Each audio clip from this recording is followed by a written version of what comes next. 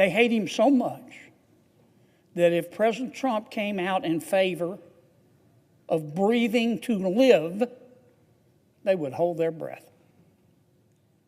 It's not rational. And I just don't know what else to do. All I can tell my Democratic friends is, look, reasonable people disagree, and I get it. But you're just being too emotional. You need to go drink a big, old, cold, tall glass of get over it. Today, I'm diving into one of the spiciest moments from the 2025 government shutdown. Picture this. The government's been closed for 37 days. Essential workers are showing up without pay, but Congress still cashing their checks. Enter Senator John Kennedy from Louisiana. He's fed up, and he's not hiding it. Kennedy's got a plan. If federal workers can't get paid, neither should Congress. He tries to push through the No Shutdown Paychecks to Politicians Act. He even grabs Senator Ron Johnson's bill, rebrands it, and says, "Let's do this under my name." It might actually pass. Bold move, right? He asks for unanimous consent, basically. A fast track to get workers paid now, not later. But then, the objections start rolling in. Before we go any further, hit that subscribe button. Let's grow this community together. You either think that we're more important and smarter and more virtuous than the American people, or you don't. And I think we ought to be treated the same. Now, having said that, I said I agreed with what Senator Paul said. I'm just worried his name on the bill is going to get knocked out of the park. So I'm going to put it in my name. Let's do what, it's not Senator Paul's bill, it's Senator Ron Johnson's bill. And what Ron John's, we call him Ron John, I'm sorry, Senator Ron Johnson from the wonderful state of Wisconsin. What Senator Johnson has proposed, that I've voted for repeatedly, says, look, if you're deemed an essential employee right now, you're working, but you're not being paid. Senator Johnson's bill says, we're going to pay you. I voted for that.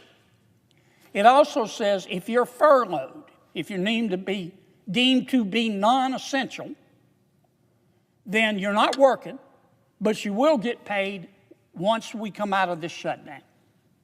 Does that make sense? That's what Senator Ron Johnson has proposed. And as I told my good friend Senator Paul, I agree with him. Senator Paul's name is on that bill. It's going to be vetoed 6 ways to Sunday. I'm going to try to put my name on the bill. Maybe it'll get passed, maybe it won't, but I think I have a better chance than Senator Paul. That's just my personal opinion. It's not meant to be personal. So, for that reason, Mr. President, I tried a third way. It's not my preferred way, but we got to get out of this mess.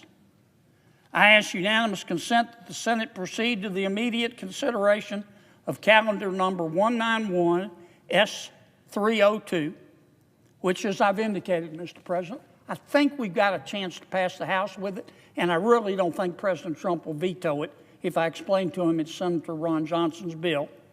And I further ask that the bill be considered read a third time and passed, and that the motion to reconsider be considered made and laid upon the table.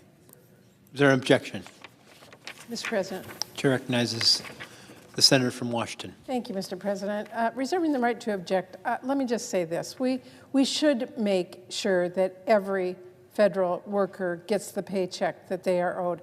And the right way to do that is for Republicans to finally join us and get serious about passing a bipartisan CR so we do reopen the government and prevent healthcare costs from exploding. Instead, the bill that the senator from Louisiana is asking for unanimous consent for actually lets Donald Trump and Russ Vought decide who they want to pay during a shutdown, and that will allow them to stiff everyone else. President Trump has said he will only pay the people he wants to. He literally said, and I quote, "We're going to take care of our people. There are some people who really don't deserve to be taken care of, and we'll take care of them in a different way," unquote. This bill would actually let Trump do exactly that. Mr. President, we should make sure all of our workers get paid, not just the workers Trump likes. So the best way to do that is for, of course, Republicans to sit down with us as Democrats, work out a solution to reopen the government. If instead you do as the senator from Louisiana suggests here, then at a minimum, it should cover all employees. And that proposal is out on the table with Senator Van Hollen and Senator Peters. Thank you, Mr. President. For that reason, I object. Objection is heard. Chair recognizes the senator from Louisiana. Mr. President, look, I get it. You know, this is why we're in a shutdown.